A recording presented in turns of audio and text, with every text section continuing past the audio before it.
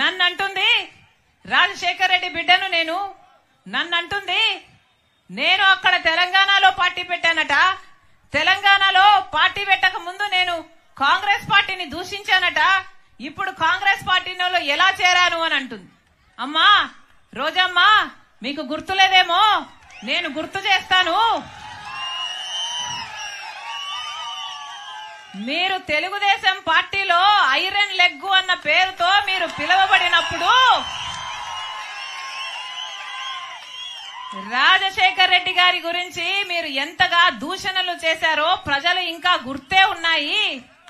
రాజశేఖర్ రెడ్డి గారు అంత మహామనిషిని పట్టుకొని రాజశేఖర్ రెడ్డి గారి గురించి మాట్లాడిన మాట పిచ్చి పిచ్చి వాగుడు. రాజశేఖర్ రెడ్డి గారి పంచ విప్పి కొడతాను అన్న పిచ్చి పిచ్చి మాటలు మాట్లాడిన ఆవిడ ఈ రోజా నా గురించి మాట్లాడుతుందా?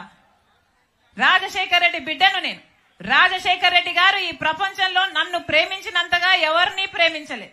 అసలు రాజశేఖర్ రెడ్డి గారిని గౌరవించని చోటున నేను కనీసం ఊపిరి కూడా తీసుకోలేను. ఈ రోజు కాంగ్రెస్ పార్టీలో రాజశేఖర్ రెడ్డి బిడ్డ చేరింది అంటే ఎందుకు చేరింది? ఎందుకంటే వాళ్లకు రాజశేఖర్ రెడ్డి గారి మీద అపారమైన గౌరవం ఉంది అని నేను నిర్ధారించుకున్న తర్వాతనే కాంగ్రెస్ పార్టీలో చేరాను.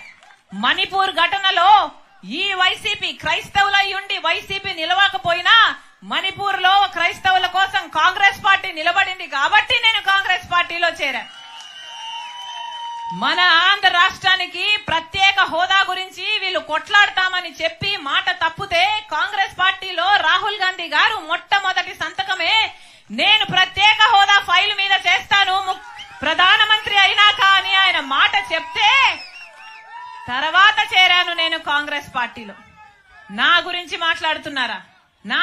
మాట్లాడుతున్నారా? పైగా తెలంగాణలో పార్టీ పెట్టానట, నేను మూసేసి ఇక్కడికి ఎందుకు వచ్చాను అని అడిగింది.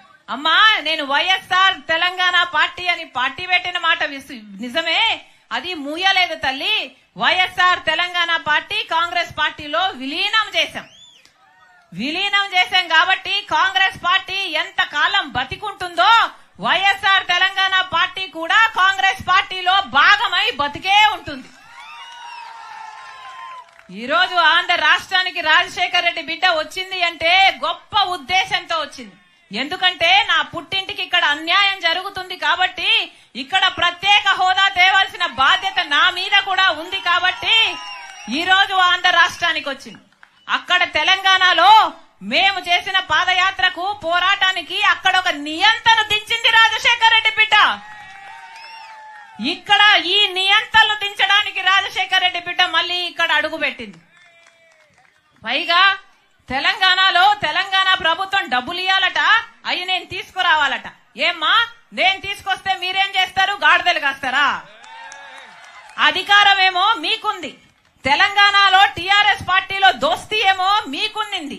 ఈ 5 సంవత్సరాలు వాళ్ళని కౌగులించుకున్నారు, వాళ్ళకు స్వీట్లు తినిపించుకున్నారు, వాళ్ళకు అన్నాలు పెట్టుకున్నారు, వాళ్ళని కలిశారు, పక్కపక్క నవ్వారు. మరి మనకు రావాల్సిన డబ్బులు అప్పుడు గుర్తు రాలేదా? అప్పుడు ఒక పేపర్ ముక్క వాళ్ళ చేతుల్లో పెట్టి మాకు డబ్బులు రావాలని ఎప్పుడైనా అడిగారా?